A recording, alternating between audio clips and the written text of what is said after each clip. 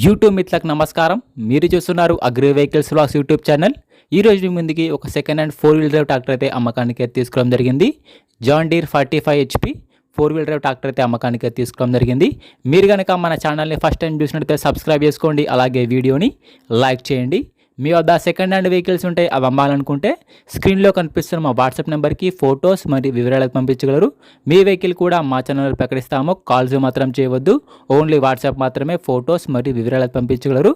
ఈరోజు మీ ముందుకైతే John Deere 45 HP 4 wheel drive tractor అయితే అమ్మకానికి తీసుకొచ్చాము. ట్రాక్టర్ అయితే నీట్ కండిషన్లో ఉంది, గుడ్ కండిషన్లో ఉంది. ట్రాక్టర్ని మాత్రం నీట్గా మెయింటైన్ చేశామని ఓనర్ చెప్తున్నారు.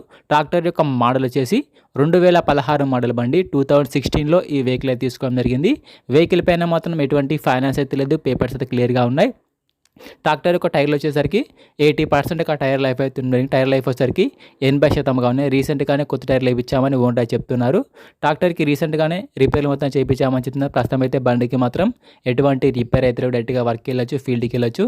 ఈ ట్రాక్టర్ వచ్చేసి ఎక్కువ రీడింగ్ కూడా తిరగలేదు, ఓన్లీ వారి సొంత పనులకు సొంత పొలంలో మాత్రమే వాడుకున్నామని ఓనర్ చెప్తున్నారు. బండికి అయితే ఎటువంటి రిపేర్ కానీ ఎటువంటి డ్యామేజ్ అయితే లేదు, మంచి నీట్ కండిషన్లో గుడ్ కండిషన్ ఉంది.